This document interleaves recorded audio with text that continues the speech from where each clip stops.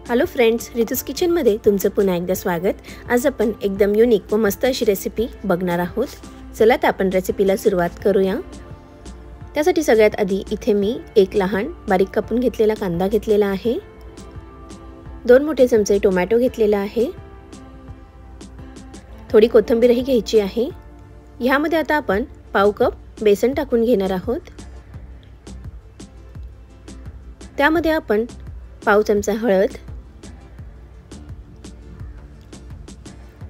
1 चमचा लाल तिखट, तुम्ही तुमच्या आवडीनुसार लाल तिखटाचे प्रमाण कमी किंवा जास्त करू शकतात।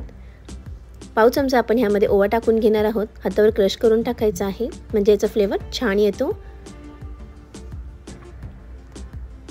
अर्धा चमचा जिरा पावडर टाकायची आहे,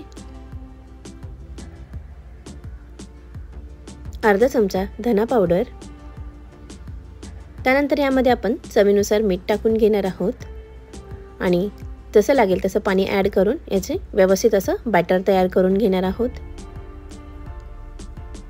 जोपर्यंत आपलं बॅटर रेडी होत आहे तोपर्यंत ज्यांनी कोणी अजून रितूज किचनला सबस्क्राइब केलं नसेल तर त्यांनी प्लीज सबस्क्राइब करा, बेल आयकॉन प्रेस करा जेणेकरून प्रत्येक येणाऱ्या नवीन रेसिपीजचे नोटिफिकेशन तुम्हाला सगळ्यात आधी मिळतील। इथे आपलं बॅटरही रेडी झालेलं आहे। चला तर आता आपण पुढची प्रोसेस करूया। तव्यावर थोडं तेल टाकून घ्यायचं आहे। तेल गरम झालं की ह्यावर आपण बॅटर टाकून व्यवस्थित असं स्प्रेड करून घेणार आहोत।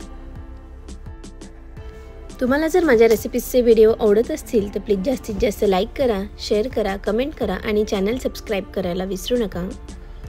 बॅटर व्यवस्थित असं स्प्रेड करून झाल्यानंतर हे धिरडं आपण दोन्ही साइडनी व्यवस्थित असं भाजून घेणार आहोत। वरच्या साइडनेही तेल टाकून घ्यायचं आहे।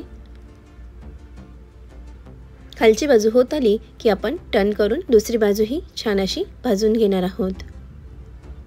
ते बघू शकतात एक साइड व्यवस्थित अशी भाजल्या गेलेली आहे, दुसरी साइडही आपण याच पद्धतीने भाजून घेणार आहोत।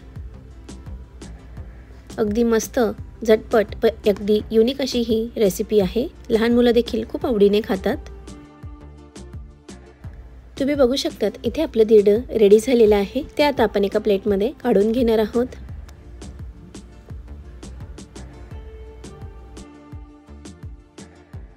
चला आता इथे आपली स्टफिंग रेडी झालेली आहे।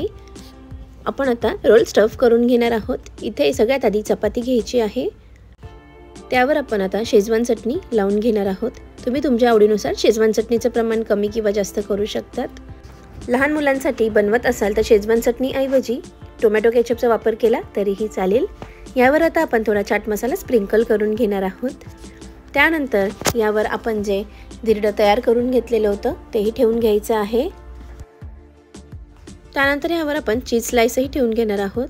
इथे तुम्ही तुमच्या आवडीनुसार चीज स्लाइस ठेवायची असेल तर ठेवू शकतात किंवा स्किपही करू शकतात। त्यानंतर यावरही आपण थोडासा चाट मसाला स्प्रिंकल करून घेणार आहोत आणि याचा टाईट असा रोल फोल्ड करून घेणार आहोत।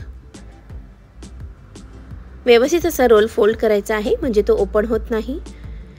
त्यानंतर आपण हा रोल कट करून घेणार आहोत।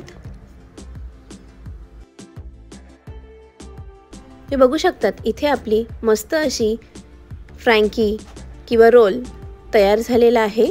तर ही रेसिपी तुम्ही नक्की ट्राय करा आणि तुम्हाला कशी वाटली हे कमेंट बॉक्समध्ये कळवायला विसरू नका।